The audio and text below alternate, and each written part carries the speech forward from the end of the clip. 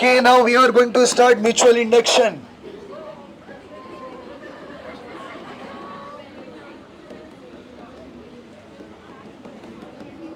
So what's the definition? पहले समझते हैं भाई थोड़ा सा. मान लो हमारे पास दो कोयल हैं, दोनों कॉन्सेंट्रिक सर्कुलर कोयल में ले रहा हूं.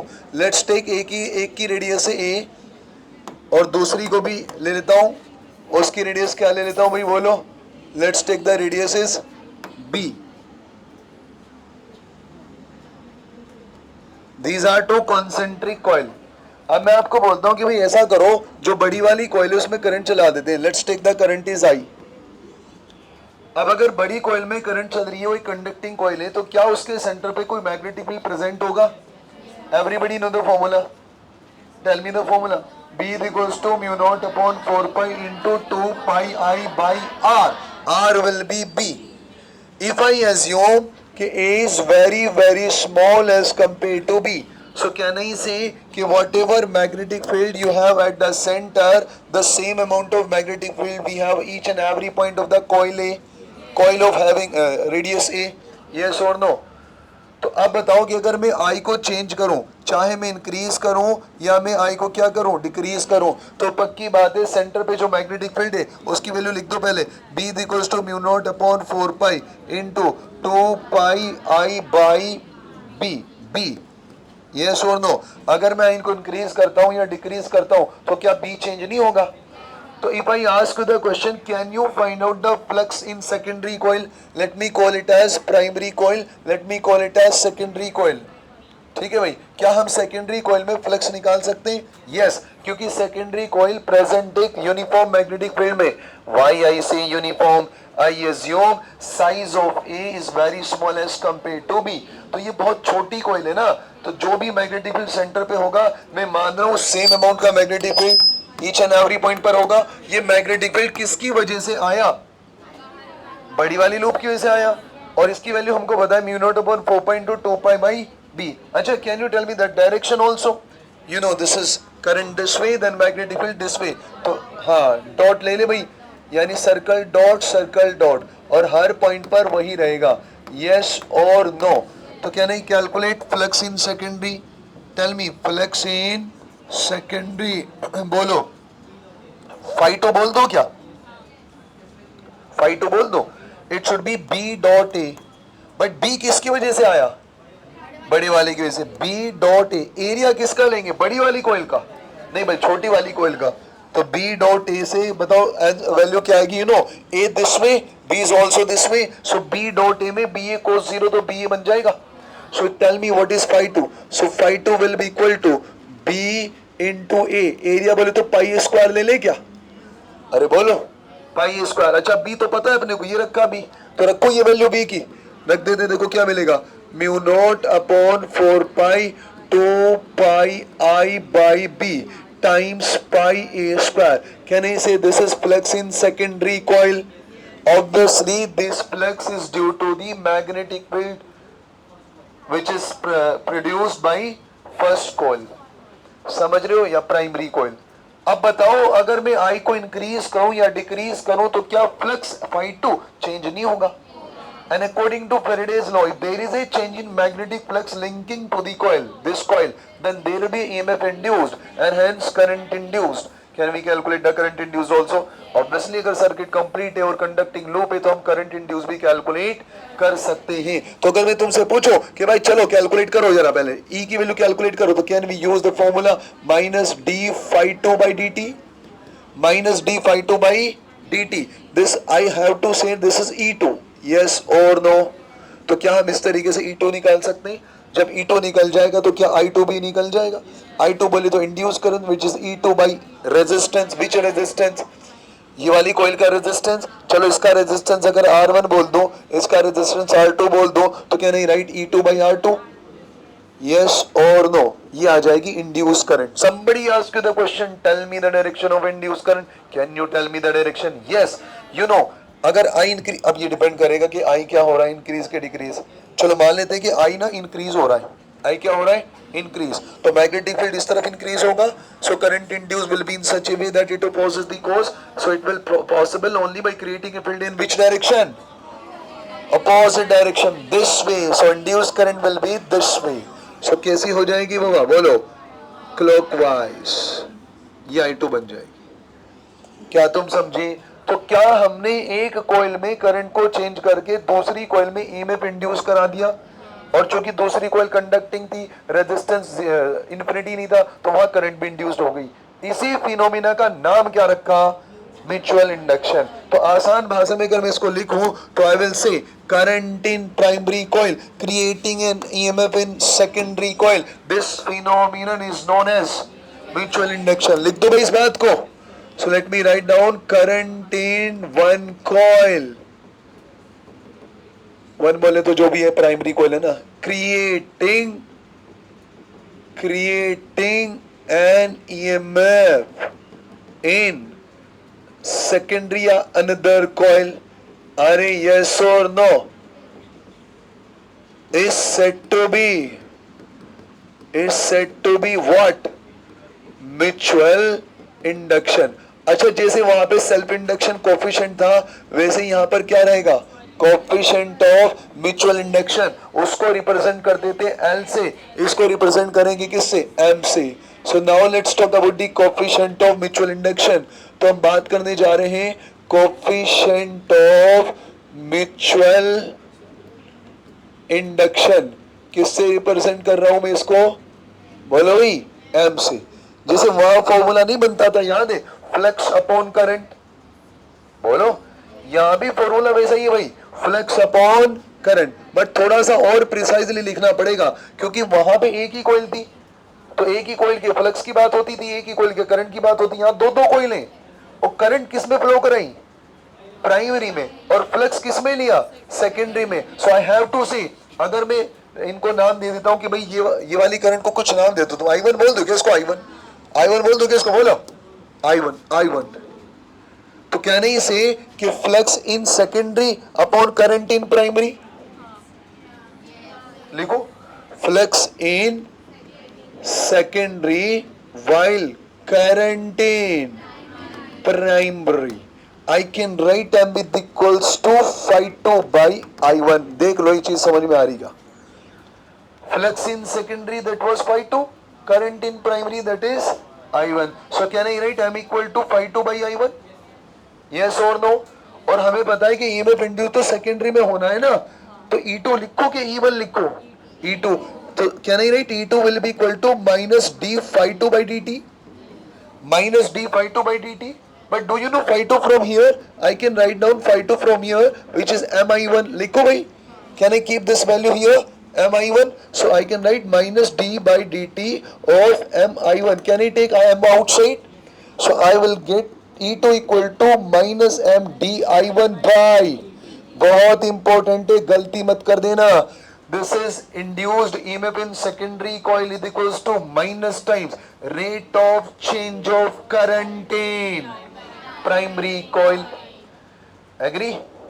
तो इस तरीके से आप E2 कैलकुलेट कर सकते हो, with the help of M भी आप E2 कैलकुलेट कर सकते हो। समझ गए? अरे यस और नो? ये एग्जाम्पल देखो, ऐसा नहीं कि म्यूचुअल इंडक्शन खाली बस ये इस वाली कॉइल के लिए होता है, ये तो मैंने आपको आसानी के लिए एक एग्जाम्पल दिया। वैसे तो वो क्या करेगा, कॉइल डिफरेंट डिफरेंट लेके आएगा। जरूरी है कि ऐसे रखे हमेशा कॉइल को? नहीं। अभी हम क्वेश्चन करेंगे, कभी कॉइल को ऐसे रखेगा, कभी बोलेगा इन दोनों का in right now these are in, हाँ this is concentric and having same plane. Yes और नो? और दोनों कॉइल का सेम प्लेन है ना। कभी कभी बोलेगा कि दोनों कॉइल का प्लेन है परपेंडिकुलर ईच अदर, कभी कभी बोलेगा कि दोनों कॉइल के बीच में ना एंगल है लेट्स से थीटा, तब आप म्यूचुअल इंडक्शन बताओ। तो वो तो अलग अलग केस बनाएगा। ये मैंने क्यों लिया है एग्जाम्पल?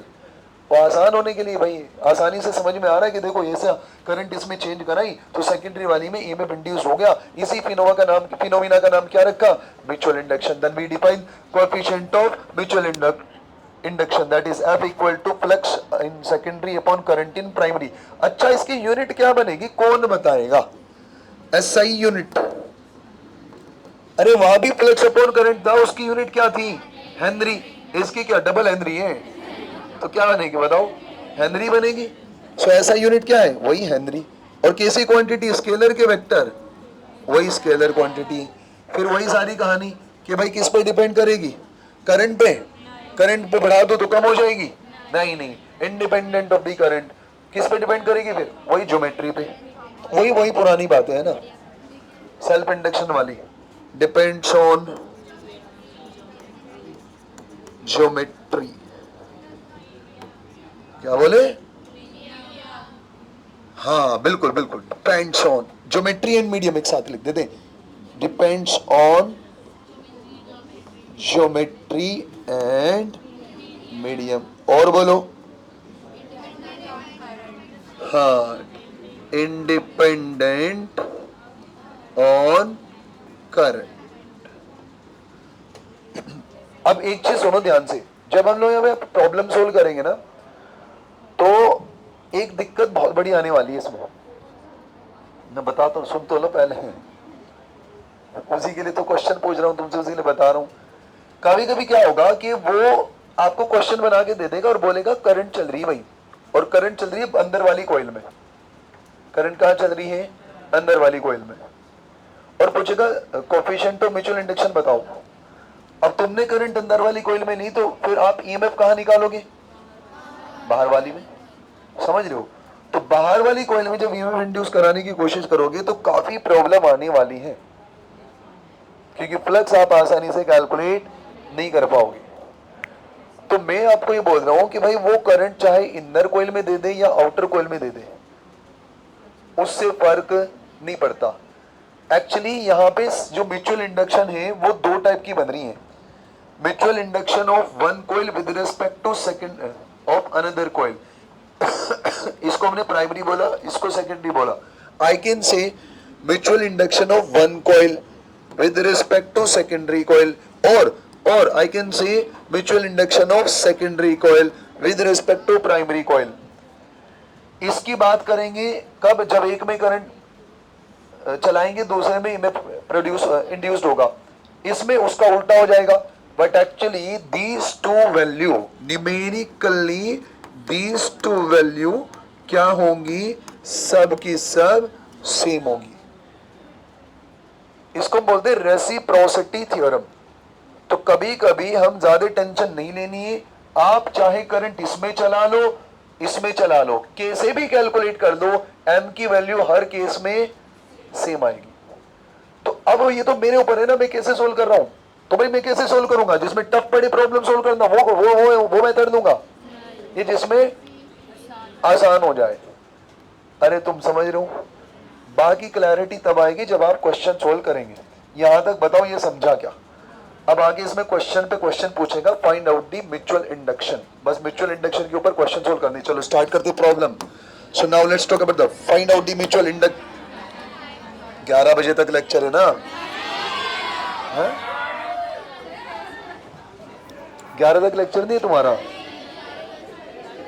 तो तुमने तो आधा घंटा खराब करा दिया मेरे से। होने तो 10:30 पहले। Example,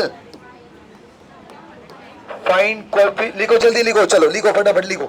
find coefficient of mutual induction in each of the following problems.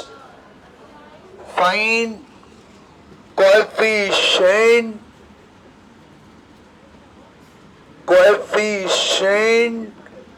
Of mutual induction in the following problems.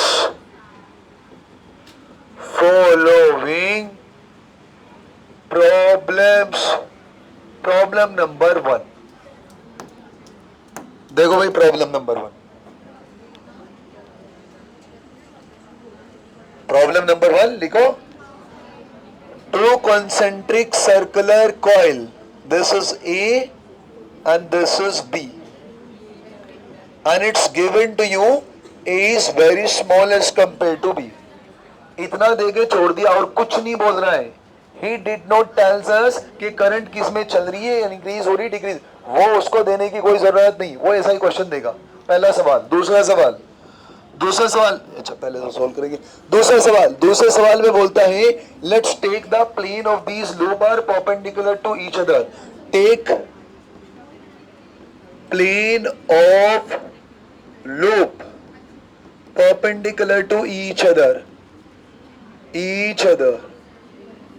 In which problem, in problem number 1। तीसरा सवाल सुन लो। टेक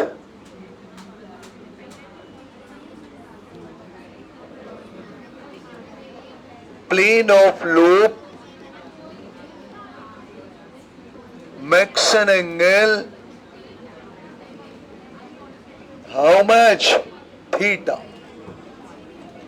इन प्रॉब्लम नंबर 1। भाई प्रॉब्लम 1 का ही एक्सटेंशन है 2b।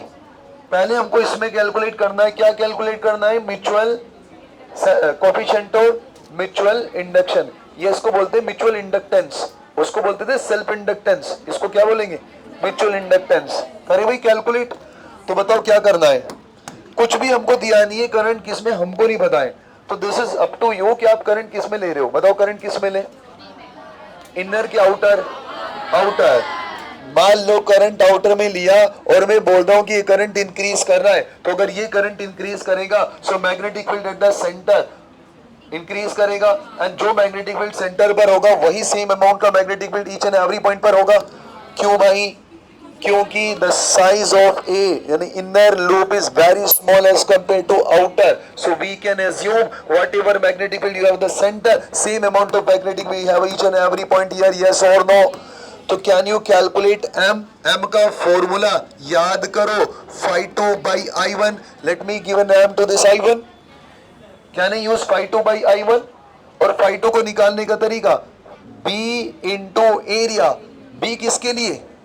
B किसकी वजह से? बड़े वाले, तो B1 बोल दो क्या? B1। और एरिया किसका? छोटे वाले लूप का। एग्री? और छोटे लूप का एरिया लिख दो क्या भाई? पाई a स्क्वायर इंटू cos 0 1 हो जाएगा, divided by I1. Can you write down the magnetic field due to the outer or due to the loop having radius B at the center?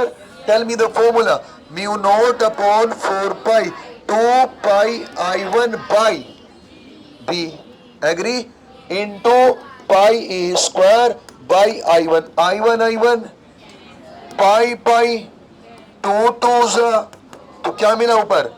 Mu naught pi a square upon 2b.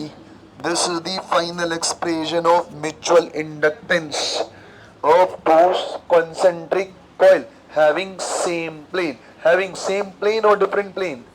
Same plane. बताओ आया समझ में? क्या question में दिया था आई कहाँ है, किसके पास है? क्या जरूरत है अपने को? नहीं है। कोई स्टूडेंट मुझे बोलता है सर मैं इनर वाली में करंट को चेंज करूंगा और आउटर वाली में ईएमएफ इंड्यूस कराऊंगा, आंसर वही आएगा बट तुम कर नहीं पाओगे, तुम्हारे लिए थोड़ा मुश्किल है। क्यों मुश्किल है? थोड़ी सी टफ जॉब क्यों है? क्या टफ है उसमें? जब आप बाहर वाली में फ्लक्स निकालोगे तो प्रॉब्लम ये आएगी कि यहां तो मैग्नेटिक फील्ड पता है भाई आपको, बट यहां मैग्नेटिक फील्ड आपको नहीं पता है, तो प्रॉब्लम हो जाएगी। अरे बोलो ना, बट आंसर उससे भी वही आएगा। तो ऐसा काम करे क्यों जिसमें फंस जाए? भाई आसान जॉब क्या है कि बाहर वाली में करंट चलाओ, अंदर वाली में फ्लक्स कैलकुलेट करो, you will get the answer. समझ रहे हो? चलो नेक्स्ट क्वेश्चन, जल्दी क्या करना है बोलो। हाँ परपेंडिकुलर, तो एक लूप ऐसा तो दूसरा लूप ऐसा। अरे ये तो होगा परपेंडिकुलर का मतलब, बोलो। एक छोटी बड़ी नहीं बनाई, बट छोटी बड़ी नहीं बनाई लूप, रुक जाओ। मान लो छोटी लूप ऐसी है तो बड़ी लूप ऐसे ले ले, और बड़ी लूप की रेडियस क्या है? B। छोटी लूप की रेडियस क्या है? A। किस में करंट चला रहे हो बोलो? बड़ी वाली लूप में करंट चलाए। देखो जस्ट इमेजिन, एक लूप ऐसे रख दो, देखो इधर देखो, एक लूप ऐसे छोटी और बड़ी लूप ऐसे रख दो, और बड़ी में करंट चला रहे हो, तो चलो मान लो करंट ऐसे चलाए, तो जब करंट ऐसे चलेगी तो सेंटर पे मैग्नेटिक फील्ड ऐसा आएगा। ध्यान देना, छोटी लूप ऐसे पड़ी है और मैग्नेटिक फील्ड ऐसा है, तो एरिया वेक्टर इसका परपेंडिकुलर नहीं हो गया? बोलो, this is B vector and this is A vector, so flux through that smaller loop will be 0। बोलो, तो इस बार बताओ दो जल्दी से, M is equals to phi2 by I1। I1 तो रहेगा बट phi2 became, भाई क्यों phi2 0?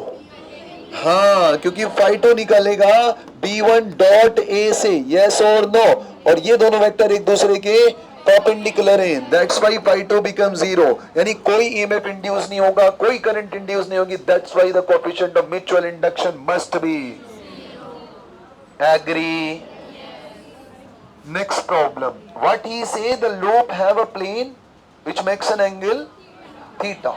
मतलब क्या है, एक लूप ऐसा लो, तो अभी तो एक ऐसा लिया था ना, अब ऐसा टिल्टेड कर दो थोड़ा ऐसा, देखो एक लूप तो ऐसा लो, तो देख पा रहे हो भाई, एक लूप ऐसा लिया और एक लूप अभी ऐसा लिया था, उसको थोड़ा टिल्टेड कर दो, ऐसा टिल्टेड कर दो ऐसा, एक का एरिया वेक्टर ऐसा हो जाएगा और एक का एरिया वेक्टर ऐसा हो जाएगा, देख पा रहे हो? तो क्या इन दोनों के बीच में कुछ एंगल आएगा इस बार? यस। पहले ये देख लो, एक का प्लेन इधर है, एग्री? एक का प्लेन तो इस लाइन के अलॉन्ग है, यस और नो? दूसरी का प्लेन कहां है बताओ? किस लाइन के अलॉन्ग है बोलो? इस लाइन के अलॉन्ग है, बोलो भाई। तो क्या ये एंगल नहीं दिख रहा है किसी को? कितना है ये? थीटा। मान लो एंगल कितना है? थीटा। तो क्या अगर दो प्लेन के बीच में, दो लूप के प्लेन के बीच में एंगल थीटा है, तो क्या उनके एरिया वेक्टर के बीच में भी कुछ एंगल होगा? क्या होगा बताओ? अरे जो प्लेन के बीच में एंगल है वो एरिया वेक्टर के बीच में एंगल होगा। दोनों के प्लेन सेम है, एरिया वेक्टर छोटी वाली लूप का भी इस तरफ, बड़ी वाली लूप का भी इस तरफ, so what's the angle between area vector? 0। दोनों प्लेन एक दूसरे के परपेंडिकुलर हैं, एक का एरिया वेक्टर दिस वे, दूसरी का area vector this way, yes और नो? और एक ऐसी रखी है तो इसका एरिया वेक्टर ऐसा, एक ऐसी रखी है हमने तो इसका एरिया वेक्टर ऐसा, तो क्या अभी भी परपेंडिकुलर नहीं है? एक ऊपर एक ऐसा है, तो जो प्लेन के बीच का एंगल है वही एरिया वेक्टर के बीच का एंगल है। अब मान लो आपने किसी एक में करंट चला दी, किस में चलाए? बाहर वाली में चलाए, ऐसे चलाए, ऐसे देख रहे हो भाई, ऐसे रखिए ना लूप, देखो ऐसे करंट ऐसे चलेगी तो magnetic field will be this वे, यानी ये हो जाएगा मैग्नेटिक फील्ड की डायरेक्शन, यस और नो? और जो छोटी लूप ऐसी पड़ी है, इसका एरिया वेक्टर दिस वे, तो एक वेक्टर हो जाएगा दिस वे, बोलो? तो क्या इन दोनों के बीच में कुछ एंगल बनेगा? एंगल संभल के बताना बेटा।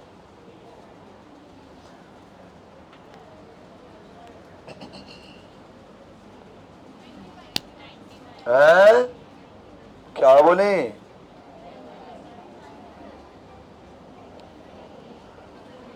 ये थोड़ा सा ना डायग्राम बहुत उल्टा सा बन रहा है और तुम्हें बहुत दिक्कत देगा।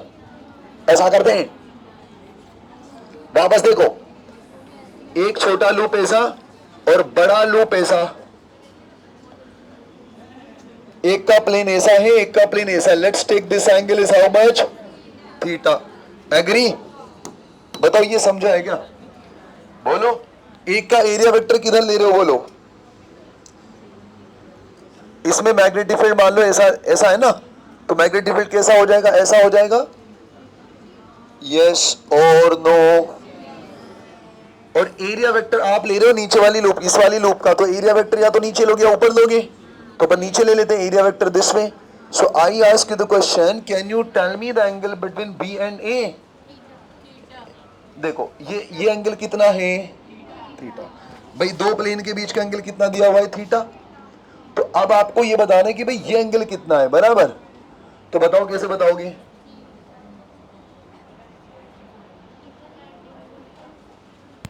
बोलो। देखो ये थीटा, तो ये बता दो चलो, एग्री? अच्छा देखो, ये लाइन और ये लाइन के बीच में एंगल 90 है, और ये आप बोल रहे हो थीटा, तो ये भी थीटा, तो बोलो ये क्या है? 90 माइनस थीटा, एग्री? अरे समझ रहे हो क्या भाई?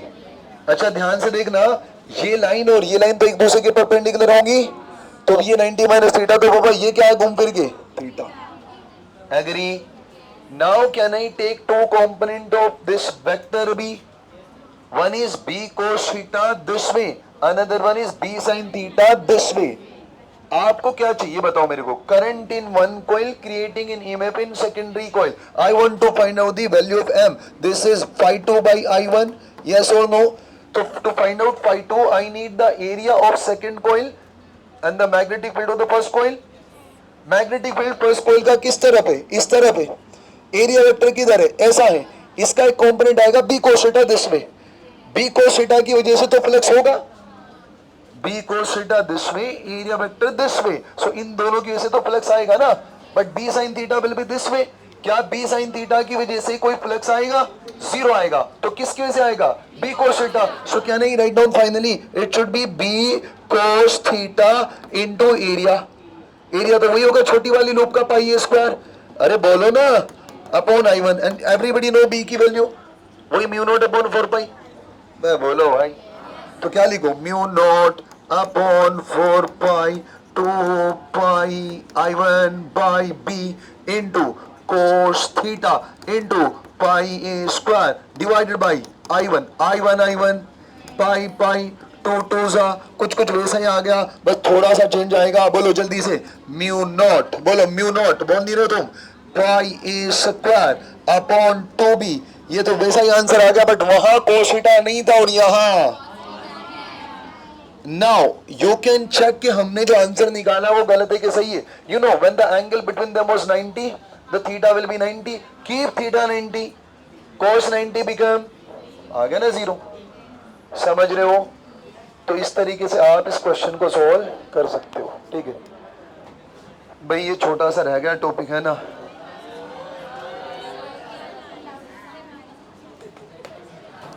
ग्यारह बजे तक नहीं था लेक्चर आज।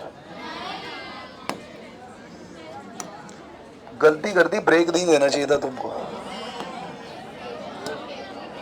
ये खत्म हो जाता है नहीं तो।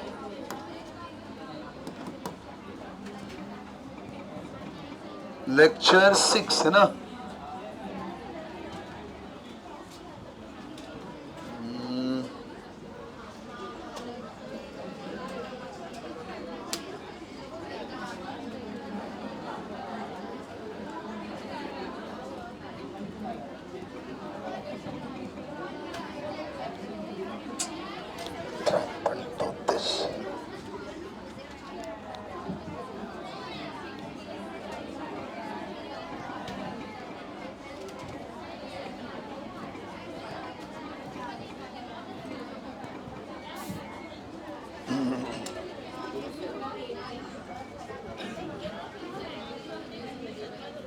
रुक जाओ भाई, अटेंडेंस बाकी है तुम्हारी, रुक जाओ जरा।